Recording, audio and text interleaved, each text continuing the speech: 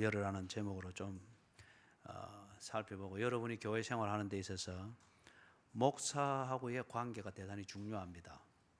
그래서 그 부분이 계시의 통로에 어떤 연관이 있는가 그걸 살펴보고, 송구 영신 예배 때에 16절에서부터 마지막까지 그렇게 보도록 하겠습니다. 새벽기도 시간에 요점을 정리하면서 보았습니다마는 16절에서부터 마지막 절, 이거는 토요일 날 본문이었는데 조는 사람 소리 지른다고 그때 제대로 보지를 못했습니다. 이거는 송구 영신 예배 때에 다시 그래 또 살피도록 그래 하면서 하겠습니다. 그래서 송구 영신 예배 때는 이 본문을 가지고 눈을 씻어도 의인 한 명 찾을 수 없는 가정이면은, 그렇다고 하면은 더 이상 기대할 게 없습니다. 그 다음에 하나님의 계시가 임하고 약속이 임한 가정이면은 거기에 맞도록 가정을 세워가야 되고 그런 고민이 있어야 되는데, 우리는 자식들을 양육을 하는 게 소돔과 고모라 방식으로 하려고 소돔과 고모라에 거기에서 자리를 잡는 경쟁력을 갖출 수 있는 자식으로 키우려고 하다 보니까 가정이 애는 쓰지만은 자꾸 무너지고 자식들이 자꾸 원하지 아니하는 어떤 그런 식으로 가게 되는 걸 봅니다. 이 부분에 대해서는 우리가 송구영신 때 그때 보도록 하겠습니다. 오늘 읽었던 본문 1절에서부터 15절을 가지고 계시의 통로를 열어라. 오늘 우리 오전 시간에 그 5번째 질문을 했는데 대단히 중요한 질문입니다. 대단히 중요한 질문을 그 시간에 참 다루는 게 안타깝게도 그래 한데, 오늘 그 요한복음 3장 16절에서부터 21절의 그 내용은 앞에 15절에서 그를 믿어라, 그러면 영생을 얻으리라, 그것에 대한 현실적인 답입니다. 현실적인 답. 그래서 그 부분은 여러분이 좀 더 읽으면서 참고를 해보시고, 믿는다고 하는 이것은 논리의 결론이 아니라고 했죠. 논리의 결론이 아니고 그게 사실이고 진실이고 진리이기 때문에, 내 논리하고는 안 맞지만 그게 사실이고 진실이고 진리이기 때문에 그대로 받아들인다는 겁니다. 받아들이기 위해서는 나를 비우는 게 있죠. 샘물을 받기 위해서 이미 고여있는 물을 퍼내는 것처럼. 그래서 예수님 그리고 그분이 우리에게 하신 일 그리고 가르치신 것, 그것은 정언이라는 겁니다. 정언. 그렇기 때문에 이걸 받아들이기 위해서 나를 비우는데 이게 믿음입니다. 이걸 받아들임에 있어서 충돌이 일어나거나 받아들이는데 갈등을 일으키는 모든 것은 버려야 되고 비워야 되는 겁니다. 그게 믿음입니다. 내 것을 간직하고 있으면서 예수님이 말하는 것, 성경이 말하는 것, 이것이 있을 자리가 없을까 싶어서 논리를 이렇게 또 교정도 하고 저렇게 교정도 하고, 이거는 설득될 수 있는 여지를 만드는 것이지 믿는 것은 아닙니다. 믿는 것은 아니에요. 그래서 예수님과 그분이 하신 일 그리고 성경적 사고방식의 절대성을 인정하면서 이것에 대해서 내가 수긍이 가지 않더라도 그것이 옳은 줄 알고, 기분은 나쁘지만은 그 다음에 불편하기는 무지하게 불편하지만은 그게 정언이고 절대 진리라고 하는 것을 인정하여서 거기에 맞추어서 내게 아주 익숙해 있고 나를 웃게 만드는 것일지라도 그게 모순되면 버리고 정리하는 겁니다. 이게 기독교에서 말하는 자기를 비움입니다. 이게 기독교에서 말하는 내려놓음이고. 자, 그런데 이제 이 믿음을 가지는 데 있어서 계시의 통로라고 하는 것이 작용을 한단 말이에요. 이게 가정에서 치면은 믿는 부모님들의 신앙 교육, 또는 교회로 치면은 먼저 믿은 사람이 나중 믿은 사람이나 새 가족들에 대하여서 본이 되어지는 것, 아니면은 누군가 오래 믿었을지라도 우리가 사는 또 문제가 다양하니까 어느 문제에 부닥칠 때는 평소에 잘 정리되어 있던 믿음과 어떤 희망, 어떤 사랑, 이런 것들이 막 헷갈리고 혼돈이 됩니다. 그럴 때에 먼저 비슷한 어려움을 겪었던 그분을 보면서 이렇게 처신하는 것이구나, 이렇게 신앙을 지키는 것이구나. 그때는 그 사건에 대해서는 그 사람이 계시의 통로입니다. 자, 그렇기 때문에 여러 다양한 면에서 이 계시의 통로로 작용을 하면서 믿어야 될 것, 다시 말해서 온전히 받아들여야 될 것, 그것에 대해서 우리가 늘 도움을 얻을 수가 있습니다. 그래서 이 계시의 통로가 확 열려 있는 것, 이거는 축복의 근간입니다. 축복의 근간. 자, 그런데 교회 생활, 그 다음에 특히 교회 생활에 있어서 목사와의 이 관계는 굉장한 영향을 미치죠. 계시의 통로에 있어서 상당한 작용을 하고 있고, 그 다음에 목사와에 대한 관계가 어떠냐에 따라서 이 신앙생활의 질이 좌우될 수가 있습니다. 다른 말로 말하면은, 예를 들어서 목사가 근본적으로 틀려먹었다. 그러면 여러분의 계시의 통로는 막힌 겁니다. 여러분은 그것에 대해서 언제나 100% 열려있는 마음으로 말씀의 굶주림과 갈증으로 다가가더라도 목사가, 설교자가 근본적으로 틀려먹었을 때는 이거는 이미 그 파이프라인을 통해서 엉뚱한 게 들어오는 겁니다. 예? 아니면은 설교자는 옳고 목회자는 옳다 할지라도, 근본이 틀리지 아니했다 할지라도, 여러분이 설교자나 목회자에 대해서 다른 선입관이나 다른 분위기나 다른 각도를 가지고 언제나 재고 있다고 하면은 여러분 스스로 설교자를 통해서 또는 목회자를 통해서 임하게 되는 설교의 계시의 통로를 스스로 막은 겁니다. 그 때문에 이게 얼마나 중요한지 모릅니다. 그 때문에 이거는 보통 PD 수첩이나 어떤 시사주간이나 이런 데서 그런 사회학적 관점에서 문제의식을 가지고 비판하는 그런 의미에서 목사 말 잘 들어라, 그러면 복을 받는다, 오늘 그런 취지로 이야기를 하고자 하는 게 아닙니다. 그래서 우리가 새벽기도 시간에도 이걸 보면서 한 2번 강조를 했습니다. 그래서 오늘 이 설명이 그런 오해를 방지하는 데도 도움이 될 수 있기를 바랍니다. 목사 말 잘 들어라 그러면 복을 받는다, 목사 말 안 들으면은 벌을 받는다, 절대 그런 것 아닙니다. 그런 것 아니고 계시의 통로로서의 목사, 때로는 교인이 목사에게 있어서 계시의 통로로 작용할 수가 있습니다. 예를 들면 저는 여러분들의 영적 상태나 사생활의 내용이나 그 다음에 어떤 성도의 교제에서 제가 이래 한 번씩 볼 때에 그런 비치는 매너나 어떤 이런 것들을 보면서 어디에 초점을 둬야 되겠구나, 저분에 대해서는 어떤 도움이 필요하겠구나, 이런 것들을 통찰을 받게 되는 것, 그거는 여러분이 제게 계시의 통로로 작용을 하는 겁니다. 그런데 제가 교인에 대해서 패널을 하고 있거나 아니면 선입관을 가지고 있거나 아니면 굉장히 뭔가 악감정을 가지고 있다고 하면은 저는 교인들을 통해서 계시의 통로를 내 스스로 막아버리는 겁니다. 그래서 언제나 그에 대해서 계산과 감정과 어떤 이런 것만 생기면서 내 스스로 고통만 자꾸 만들게 되겠죠. 그렇기 때문에 쌍방간에 계시의 통로로 작용하는 이 역할이 있는데, 오늘은 여기서 목사가 교인에 대해서 계시의 통로가 되는 이 부분에 대해서 어떻게 하십시오, 이 18장 1절부터 15절을 근거로 해서 좀 그런 얘기를 나누고 정리를 하고자 합니다. 먼저 본문을 간단하게 정리를 하면 이렇습니다. 1절에 보면은 여호와께서 아브라함에게 나타나셨죠. 나타났는데 그 아브라함하고 지금 이 얘기를 하고 있는 사람이 2절에 보면은 몇 명입니까? 사람이 셋이죠. 하나님이 셋이 아니고. 그럼 이 말이 무슨 말이냐? 여호와께서 아브라함에게 나타나셔서 말씀하십니다. 아브라함에게 해주실 말씀을 하고 계십니다. 그런데 무엇을 통해서 하는가? 사람을 통해서 하고 있습니다. 무슨 말인지 여러분 이해가 되세요? 하나님이 직접 나타나면 아브라함이 안 보입니다.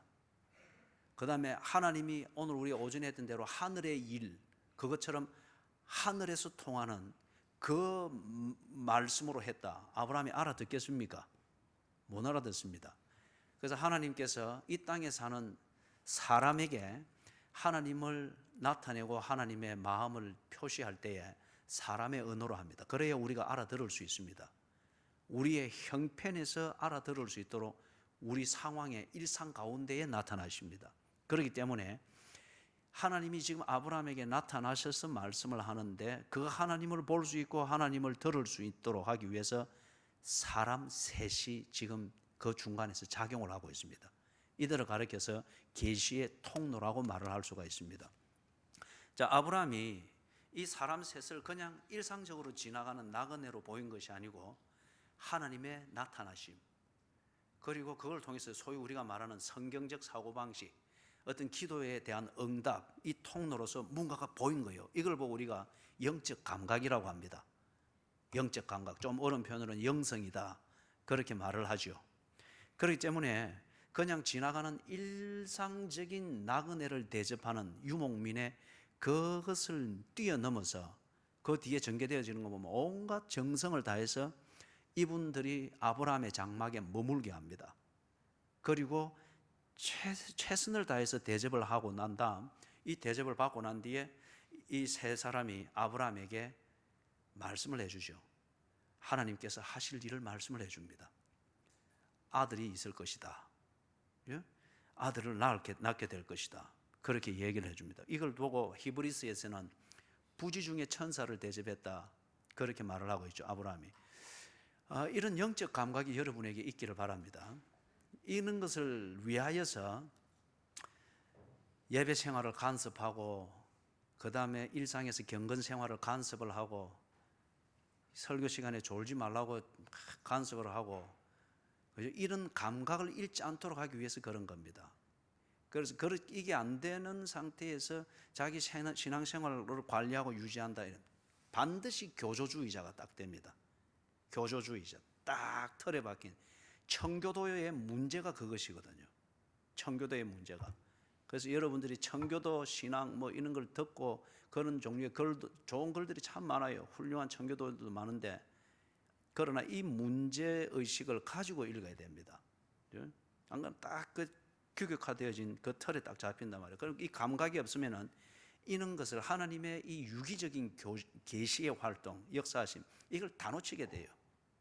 다 놓치게 돼요. 그냥 지나가는 나그네니까 대접했고 때문에 내 할 의무 다 했으니까 다 된 걸로 생각하는데, 정작 중요한 것은 뭐가 있습니까? 이 손님을 통하여서, 방문객을 통해서 아브라함 가정을 향한 하나님의 말씀이 있었지 않습니까? 이거는 영적 감각이 있는 자가 하는 거거든요. 자, 그래서 제가 새벽기도 시간에 이걸 하면서 여기에 이 세 사람의 계시의 통로에 해당되어질 때에 목사가, 교인들의 가정에 목사가 그렇게 해당이 될 수 있다는 거예요. 그래서 신방의 문제인지 이런 것들을 제가 이 얘기를 했습니다. 자, 그런데 이걸 이야기하는데 11절 12절을 보면은 사라가 듣고 속으로 웃었다 그러지 않습니까? 이 부분을 교정하기를 원합니다. 이 부분을. 사라도 지금 아브라함의 아내로서 상당한 그 뭡니까, 뭐 신앙생활이라면 신앙생활 아주 깊이 하고 있는 사람이죠.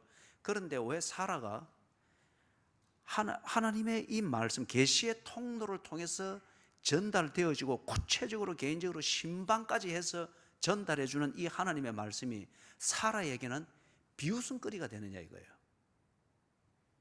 사라가 아브라함 부인 아닌 게 아니잖아요.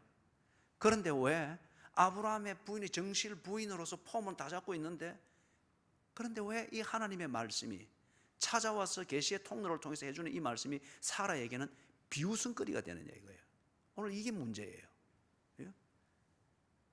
참 규격화되고 뭐 규격적으로 볼 때는 모난 데가 없이 보입니다. 온 힘을 다해서 예배를 드리는 것 같습니다. 그런데 그 영혼은 설교를 비실 비웃고 있습니다. 짧은 그 논리를 가지고서 이 하늘의 일을 말하고 있는 성경을 비실 비웃고 있습니다. 그리고 지가 꼭 하나님을 영광되게 존경받을 수 있는 사람으로 만들어주고 있는 것처럼, 그래서 이거는 되고 저거는 안 되고 비실 비웃고 있단 말이에요. 계시의 통로를 놓쳐버린, 감각이 무뎌져 버린, 규격화되어진 어떤 그런 교인의 모습입니다. 이게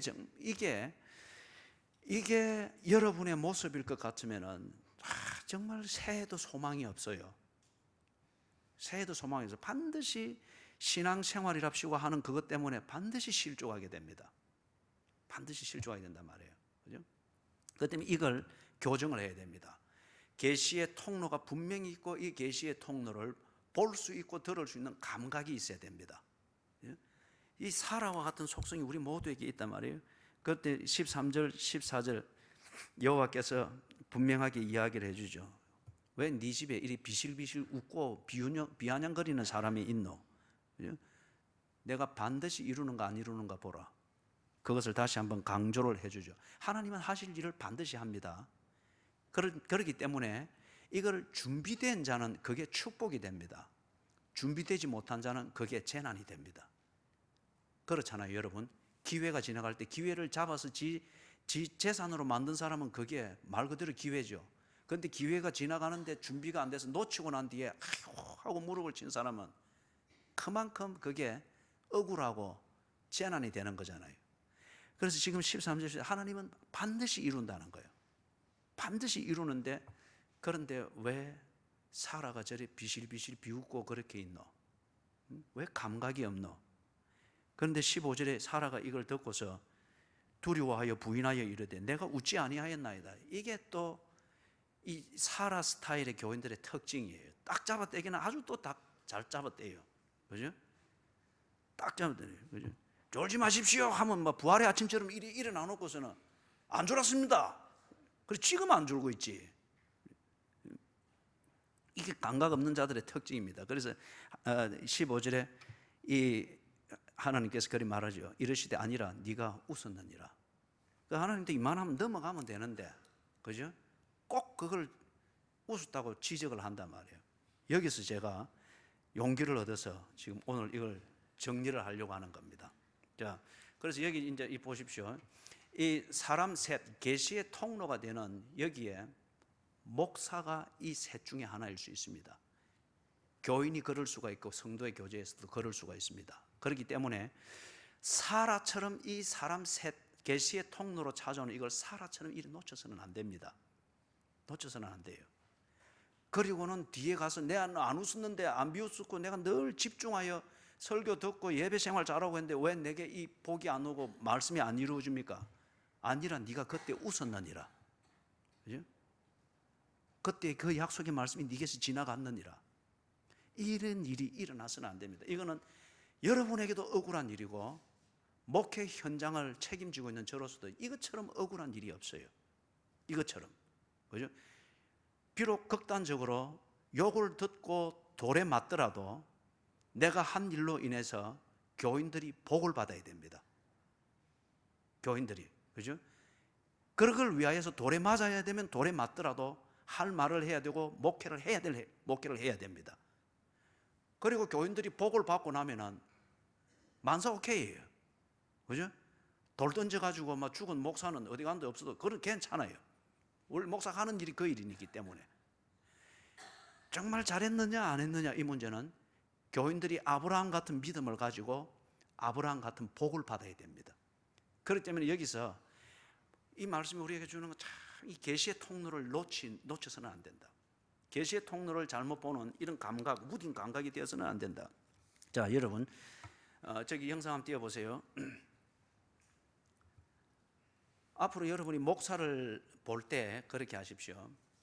근본적으로 틀려 먹었을 때는 목사를 더 이상 볼 필요가 없습니다. 목사를 바꿔버리십시오. 목사가 너무 무거워서 못 움직이겠거든. 여러분이 움직여버려야 됩니다. 근본적으로 틀렸을 때. 그죠? 자, 그럴 때에 근본적으로 틀렸을 때에 한 번쯤은 대화를 해보십시오. 한 번쯤은.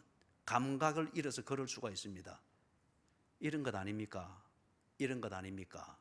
그죠? 그럴 때에 그걸 자신의 신조처럼 여기고 있고 그게 자신의 신앙 고백인 것처럼 여기고 있을 때는 그럼 더 이상 대화의 여지가 없는 겁니다. 근본적으로 그건 다른 겁니다. 자, 어떤 문제인가 하면은 첫 번째 신학적으로 문제가 있을 때 이거는 근본적으로 틀린 겁니다. 신학적으로 저기 뭡니까? 성경적 사고방식을 벗어난 그것을 하면서 이게 성경이다. 이건 만들려면 여러분 얼마든지 신비하게 만들 수 있습니다. 예를 들면 송구 영신 예배도 아주 신비한 분위기를 만들어서 신비감 만들면은 그때 이 교인들이 송구 영신 예배도 2시간, 3시간 해도 그냥 그대로 갑니다. 제가 그 전도사 그 시절 때 이제 우리 송구 영신 예배 마치고 집이 그때 동삼동에 있었습니다. 그래 가는데 그 집 올라가는 밑에 침례교회가 하나 있었는데 조그마한 게 있었는데 제가 마치고 뒷정리 다 하고 이제 이래 가는데 새벽 한 2시 반쯤 됐는데도 거기는 계속 예배 중이었어요. 다 줄을 서서 뭔가를 기다리고 있는 어떤 그런 거였습니다. 예를 들면 여기서 이제 이리 뭐 우리가 여기 화로 갖다 놓고 그럼 거기 알코올로 불 태우는 거 싹 신비하게 해놓고 옆에 드라이 아이스로 쫙 연기 비슷한 거 쫙 깔아놓고 저는 또 가운 쫙 입고 그래 나와가지고 목소리 깔고 이래 하면서 여러분의 죄를 종이에 써서 가지고 나오십시오. 그래서 싹 나오면서 태우십시오. 그러면서 다 태워서 연기가 날 때에 동이 서에서 먼 것처럼 네 죄 사함을 받았느니라. 그러면 이 교인들 깜빡깜빡 갑니다. 그죠? 그 신비한 분위기에 그죠? 막 젖어가지고 아멘, 아멘 하면서 막 이래가고 뭐 어떤 사람은 그냥 막 뭉탱이 돈 막 감사한금 내고 그게 죄가 없어지느냐 말이에요. 그건 신학적으로 잘못된 겁니다. 성경적으로 틀린 겁니다. 그죠? 그래서 목사가 이런 짓을 하고 있으면은 한 번쯤 말을 하십시오. 그거 성경 맞습니까? 근데 거기 성경 맞다고 그러면은 더 이상 그거는 근본적으로 다른 겁니다. 그래서 제가 그런 짓을 하고 있으면은 이해가 안 될 때는 반드시 이야기를 하십시오. 그래서 성경의 근거와 충분히 이해가 되어서 그래서 이런 겁니다. 내가 이해가 짧았군요. 여러분이 그렇게 이해가 되어지면 그럼 된 거예요. 만약에 그게 아니고 이 성경을 또 엉망으로 지금 이 얘기를 하고 이러면은 근본적으로 다른 거예요. 그 다음에 두 번째는 금전적인 문제가 있을 때 그 목사를 신뢰를 해서는 안 됩니다. 교회의 재정이든지 아니면은 교인들에게 이래 엄밀하게 뭐 개인적으로 돈을 빌리고 만에 하나 택시를 타는데 이 지갑을 안 가져와 가지고 택시비가 없어서 여러분한테 전화 걸어 가지고 그죠? 좀 말해서 이리 좀 돈 좀 빌려주세요. 그런 거는 좀 도와줘야지요. 그죠? 도와줘야 되는데 이 뭐 자꾸 이 습관적으로 돈 빌리려 해서 갖고 아니면 교회 재정 지 마음대로 이래 해서 갖고 그죠? 그렇게 하면은 이거는 문제가 있는 겁니다. 저는 우리 교회의 경상비 지금 어떻게 그거 되고 있는지 이거 여러분들과 함께 보고를 받는 거 외에는 잘 모릅니다.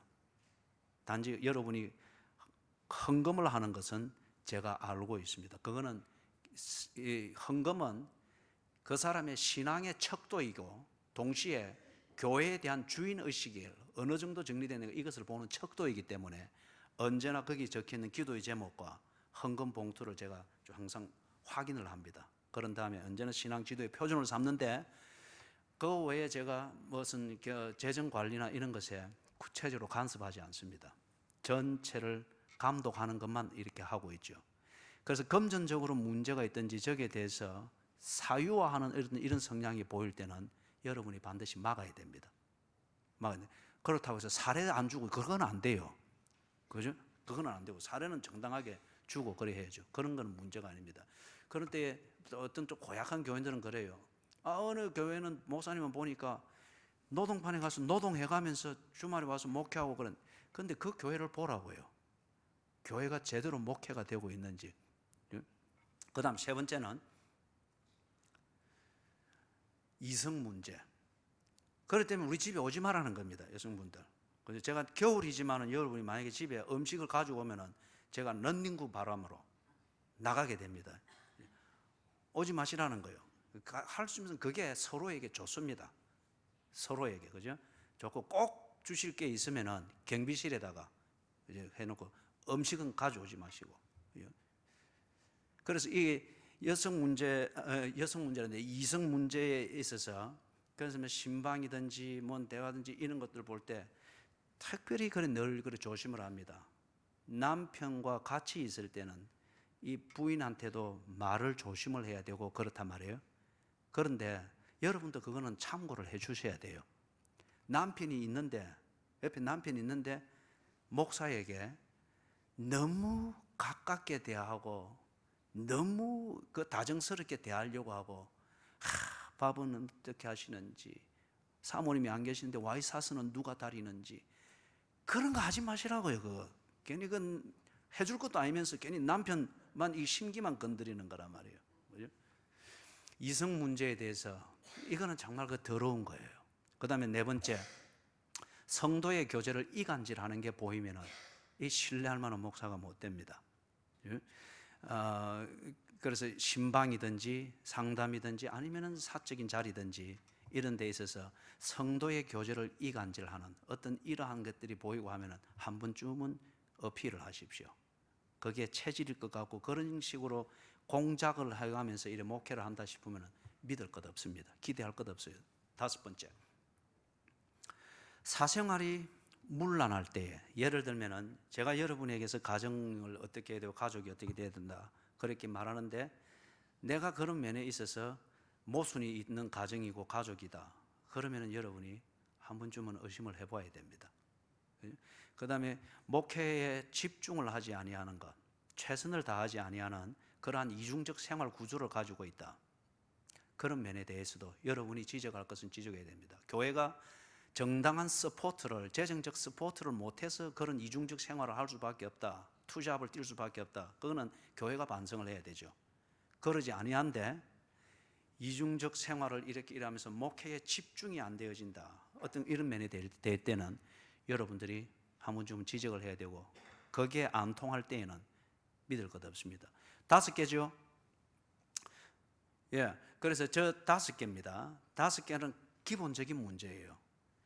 신학적인 문제, 금전적인 문제, 이성 문제, 성도의 교제에서 이간질하는 어떤 이런 패러다임에서 목회를 하는 것, 사생활이 문란하다 이렇게 될 때에 여러분들이 그 목사를 맹신할 것 정말 그 위험합니다.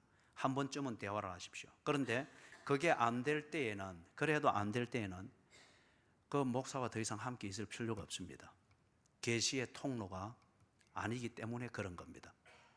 자, 그 다음에 저기 이제 기본이에요. 그런데 저 근본적인 차원을 넘어서 저기 이제 뭐 별 문제가 안 된다, 그 위에서 이제는 실제적으로 교제를 하고 목회를 하는 현장에서 부대끼는 문제가, 실제적인 문제들이 있단 말이에요. 이거는 어떤 면에서 목사의 지극히 개인적인 탤런트일 수 있고 스타일일 수 있습니다. 이거는 목사마다 다 다를 수 있고 그렇기 때문에 목회 현장의 특징이 다 다를 수 있습니다. 자, 예를 들면 이런 거예요. 저는 예배 시간에 조는 사람을 깨우는 걸 사명으로 여기고 있습니다. 그런데 이렇게 보면은 어쩔 수 없이 졸아야 되는 사람이 있어요. 제가 교인들의 그 면면을 모르겠습니까? 안단 말이에요. 그런 경우는 내가 절대 손대지 않습니다. 푹 주무시도록, 그죠? 푹 주무시도록. 왜냐하면 그런 분은 예를 들어서 약을 먹어서 졸음이 오는 약이 있을 수밖에 없거든요. 그럴 때에 그 약기운 때문에 갈 수밖에 없습니다. 아니면은 일하는 패턴이 그렇기 때문에 집중되지만 앉으면은, 왜 우리 군대 가서 훈련소 교회 가서 찬송할 때는 실컷 울고 설교 시작되면 그냥 그대로 가버리잖아요. 그것처럼 노동하는 패턴이 그럴 수밖에 없는 사람이 있습니다. 그럴 때는 참 보호해 줘야죠. 그 자체가 얼마나 귀합니까? 그런데 보아서 그러지 않아도 될 수 있다, 이게 몸에 배였고 체질이 되어버린 사람들이 있어요. 저는 그런 것에 대해서는 깨우는 걸 사명으로 여깁니다. 그리고 그거는 제 달란트라고 여겨요. 그런 일은 장경동 목사나 김문호 목사가 못합니다. 그러면 교인들 다 떠나는 거죠. 이거는 내 달란트라 생각을 해요. 그 다음에 우리 교회가 이 지금 개척의 이제 첫 체질을 만들어나는 첫 번째 이거 체질을 만드는 이 단계에서 이거는 정말 중요합니다. 정말 중요해요. 예를 들어서 교인들이 한 이제 200명 되고 300명 되는데 이래 보이 1세대 교인들이 꾸벅꾸벅 졸고 있고, 그 다음에 뭡니까 이제 또 움직일 때는 전부 다 앞에서 일하고 뭐 이렇게 한다. 그러면 이 교회에 20년 못 갑니다. 예? 열정이 어디 100년 가는 거 보았습니까? 열정은 한 세대예요. 한 세대. 예? 우리의 믿음은 지식에 근거해야 되는데 이 지식이 눈을 부릅뜨고 들어야 됩니다. 경청하여 들어야 됩니다. 고민하면서 들어야 됩니다. 아픔을 느끼면서 들어야 돼요. 때로는 감동하면서 들어야 돼요. 그리고 그것이 그런가 머리 터지도록 복잡하게 때로는 생각하면서 들어야 돼요. 그래 해야 내 믿음의 근거가 되는 지식을 딱 정리를 하는 거죠. 안 그러면 자꾸 옆에서 주입해 주는 분위기 따라서 믿느니 맞느니 일이 된단 말이에요. 그죠? 예. 그래서 지금 장경동 목사님의 달란트가 있고 김문우 목사님의 달란트가 있고 100주년 기념교회 이재철 목사님, 신학생들이 가장 만나고 싶은 목회자 중에 제1순위가 이재철 목사님입니다. 참 탁월하신 분이에요. 그러나 그분이 가지고 있는 달란트가 있는 거예요. 그래서 다 교회마다 스타일이 다릅니다. 이 목회 스타일을 따라가기 때문에. 그렇기 때문에 저는 장경동 목사가 아닙니다. 저는 김문우 목사가 아니에요. 저는 이재철 목사가 아닙니다. 저는 전상수 목사입니다. 그리고 우리 교회는 수영로 교회도 아니고 포도원 교회도 아니고 중부 교회도 아닙니다. 100주년 기념 교회도 아닙니다. 이제 개척한 교회입니다.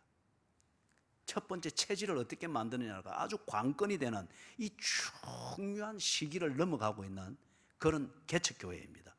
그렇기 때문에 우리의 제1순위는 5,000명, 10,000명 되는 교인을 더 효과적으로 관리하기 위해서 프로그램을 개발하는 여기에 우선권이 있는 것이 아니고 앞으로 200명이 되었을 때에 또 여러분 흔들어 놓는 자가 또 생기게 될 거예요. 그때에 덜 흔들릴 수 있도록 체질을 만드는 것. 그죠? 어려움이 있으면 기도하고, 헷갈리면 성경을 보고, 모임이 있으면 예배 중심으로 모임이 흘러가는 이런 체질을 만드는 이게 우리 교회는 지금 제 우선순위입니다. 제일 우선순위. 그리고 이거는 제 체질이에요. 그래서 그 중에서 대부분 개척 교회를 할 때 사람들의 심기를 건드리고 불편하게 여기는 것을 해서는 안 된다고 개척 교회 전략에서도 그렇게들 이야기를 한단 말이에요. 그런데 저는 다르게 생각하는 목사입니다. 처음이 어렵더라도 처음에 첫 단수를 잘 꿰어야 둘째, 셋째, 넷째 단수는 가속도를 붙이면서 채워갈 수 있다고 저는 그렇게 믿고 있는 사람입니다. 그러면서 이 체질을 형성하는 데 있어서 가장 중요한 것은 설교를 같이 들어야 됩니다. 예배를 같은 분위기에서 드려야 됩니다. 그런데 한쪽에서는 졸고 있고 한쪽에서는 늘 들으면서 고민하면서 성장하고 있다. 이게 뒤에 언밸런스가 세이고 이게 언론이 뒤에는 안 된단 말이에요. 그래서 지금 어찌든지 깨워서 가려고 하는 거예요. 깨워서 가려고 하는 겁니다.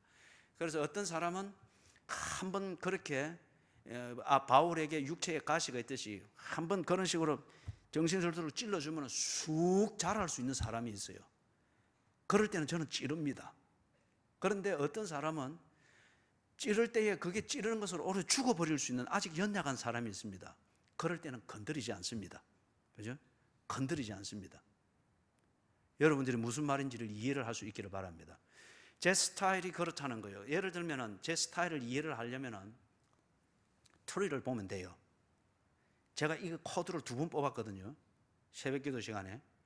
수요일 한 뽑고 새벽기도 시간에 한 뽑았는데 왜 뽑았는가 하면은 불이 이게 원래 이 깜빡이 불이 프로그램으로 들어가 있습니다. 이래 주기에서 사이클로 가면서 어떤 데는 천천히, 어떤 데는 반짝반짝, 어떤 데는 나이트클럽처럼. 그런데 이게 어떤 사이클로 걸어놨는지 보니까 반짝반짝 하면서 그러면 전부 다 반짝거리면 갑자기 반짝하면 시선이 일로 다 가잖아요, 그죠? 그래서 방해받지 말고 내가 뽑아버린 거예요. 제 스타일은 여기서 은은하게 불이 깜빡이는 듯, 많은 듯. 그죠? 그런데 그리 안 될 바에는 빼놓는 이게 오히려 더 낫다고 하는 거예요. 이게 제 스타일입니다. 그렇게 여러분 이해를 하시면 됩니다. 장식이나 이 모든 자체를 거부하는 것이 아니라 예배나 예배에 집중해야 되는 교인들에게 조금이라도 방해가 되는 것은 치우는 것이 제 스타일입니다. 치우는 것이. 그죠? 자, 그래서 존엄 문제를 제가 이야기를 했고요. 그 다음에 여러분과 함께 지금 목회를 하고 있는, 그리고 목회를 끌어가고 있는 이 전 목사는 기본에 굉장히 충실하고자 하는 사람입니다. 예를 들면은 서리 집사가 됐다. 예배 생활이 중심이 돼야 됩니다. 그죠? 그래서 그만큼 급한 일이 아닌데도 불구하고 집안일 핑계 대면서 보면은 오후 예배는 씩 없어져 버리고 아니면은 이리 대사가 있느니 없느니 하면서 주일날 교회 갈까요 말까요 고민해서 하고 이거는 집사 자격이 안 된다는 거예요. 그죠? 그렇기 때문에 이런 것을 전 목사는 간섭을 합니다. 그리고 요구를 합니다. 집사는 그리 해서는 안 된다. 예배 중심의 삶이 되어야 된다. 적어도 서리 집사는 이게 몸에 배에 있어야 되고 이런 고민이 자기 체질이 딱 되어 있어야 됩니다. 어쩌면은 이게 아직 술을 못 끊었다, 담배를 못 끊었다, 이것보다는 이게 더 근본이고 우선시입니다. 예배 생활을 바로 하면은 뭐 뒤에 생활 습관 정리하고 하는 이런 문제는 저절로 다 알아서 정리가 되게 되어져 있습니다. 예? 그래서 예를 들면 아까 우리 오전 시간에 금식을 제가 또 많이 강조해요. 저도 금식을 필요할 때는 하는 사람입니다. 하고 저는 막 금식을 하면 아주 그 뭡니까 야만적으로 합니다. 그냥 그 자리 퍼질고 앉아서 그냥 바로 금식을 하고 이 뭐 섭생을 해서 하고 저는 그런 것은 잘 몰라요. 그냥 금식을 왜 무슨 말이냐면은 금식하는 그 자체가 잘못됐다 뭐 또는 구제하는 자체가 그런 말을 하는 것이 아니고 오전 예배의 설교에도 그겁니다. 여러분들도 다 금식들을 하고 그래야 하는데 하십시오. 아주 그 중요한 경건의 훈련입니다. 그러나 그런 게 외식이 되어지지 않도록 또는 거꾸로 말하면은 집사쯤 되었다. 금식을 한두 번씩 해봐야 됩니다. 집사쯤 되었다면 그 정도의 영적 감각이 있다는 거거든요. 그럴 때에 내가 그리스도인으로서 또는 교회를 섬기는 사람으로서 이 문제가 왜 극복이 안 될까? 개인적 문제든 교회의 문제든 가정의 문제든 왜 이런 문제가 극복이 안 될까? 영적 목마름과 갈증을 가지고 기도로 해도 안 되고 작정을 해도 안 되고 그럴 때는 목숨을 걸어놓고 금식을 해보는 이런 감각도 있어야 됩니다. 그래서 저는 이런 기본을 강조하고 요구를 합니다. 그 다음 예를 들면 봉사자들, 특히 우리가 개척교회로서 이제는 3년이 지나면서 4년차 들어가는 것은 이제 우리 다음 단계로 들어가는 겁니다. 이런 면에서 봉사자들이 어떤 태도로 봉사하느냐, 교회의 체질을 보는 한 척도입니다. 봉사자들이 예배가 기본이 되어져 있지 않았다. 이거는 그 봉사 때문에 반드시 교회 문제 일어나게 되어 있습니다. 좁은 꾀는 본인이 반드시 실족합니다. 권태감 느끼면서 실족하게 됩니다. 크게는 그의 봉사 때문에 교회가 반드시 시끄러워집니다. 영이 다르기 때문에 우리 수요일 좀 이야기했죠. 영이 다르기 때문에. 그렇기 때문에 봉사자는 예배가 기본이 되어 있어야 됩니다. 그리고 봉사자는 한 주에 한 번은 새벽 기도를 나와야 돼요. 와서 그때 졸면서 한 소리 듣더라도 기도의 교회 지금 기도 제목이 뭔지 기도의 영성이 뭔지 느낄 수가 있어야 됩니다. 느낄 수가. 그럴 때에 봉사에 감각이 있게 되는 것이죠. 그 다음 마지막 한 가지만 더 예를 들면은 설교입니다. 전 목사의 설교는 장경동 목사님의 설교하고는 다릅니다. 사람이 다르기 때문에 그렇습니다. 김문호 목사님의 설교하고 다릅니다. 사람이 다르기 때문에 그렇습니다. 예? 저는 강의 설교를 굉장히 중요하게 생각을 합니다. 그렇지만 지난 4주 동안은 그 본문을 가지고서 주제를 중심으로 해서 본문을 집중하여 풀었습니다. 그 4가지 질문들을 우리가 그렇게 다루었죠. 그렇기 때문에 저는 이 설교를 하는 시간이든지 설교하는 이 내용은 굉장히 생동감과 유기적이 되어야 된다고 생각합니다. 왜냐하면 이거는 수요일 날 우리가 좀 자세하게 이야기하기 때문에 여기서 더 자세하게 이야기할 건 아니고 한마디만 언급하면 이렇습니다. 성경에 보면 예수님께서 잘못된 바리새인을 보고 독사의 자식들아 그랬죠. 그때 할 때에 여러분 예수님께서 어떤 톤으로 했겠습니까?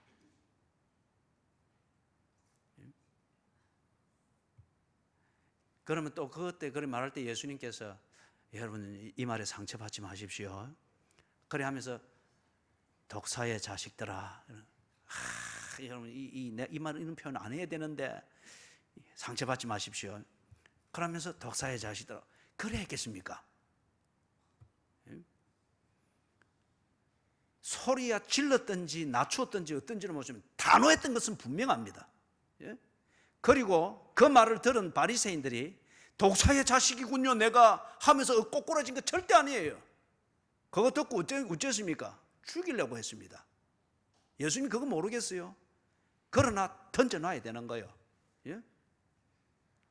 저는 설교는 그래 해야 된다고 생각합니다. 그래 해야 된다고 생각이 들고 그 다음에 할 수만 있으면 본문에 숨어있는 그 분위기와 흐름을 그대로 전달해 주는 그것이 설교자의 해야 될 일이고 그게 설교라고 그렇게 믿고 있는 사람입니다. 그래서 때로는 길 수 있습니다. 제가 이상적으로 생각하는 설교의 길이는 30분입니다. 30분. 그런데 이게 왜 그렇게 안 지켜지는지 모르겠어요. 이 문제 때문에 금식을 한번 해야 될지도 모르겠는데, 그죠? 예. 그렇지만은 중요한 것은 본문과 그 다음에 이 본문과 교감이 되고 있는 교인들의 현재의 영적 분위기, 이것을 더 존중하는 것이 우선이라고 믿고 있는 그런 설교자입니다. 예? 그런 설교자예요. 그 다음에 설교는 어떤 데서 어떤 본문을 가지고 설교를 해도 다 걸리게 되어 있습니다. 그래서 소위 그런 말이 있잖아요. 왜 설교로 치냐, 왜 꼭 이름 내 말을 하느냐, 그리 말하는데, 나는컨대 저는 누구를 겨냥해서 설교하지 않습니다. 단지 본문이 그렇게 걸릴 뿐이에요. 그 본문을 최대한 설명을 하게 될 때에 이리저리 얽히게 되어 있습니다. 그래서 제가 한 달 전에 결심을 했습니다. 이제는 피해가지 않겠다. 딱 본문이 나오면 말이에요. 예를 들면은 다윗과 요압의 관계 있잖아요.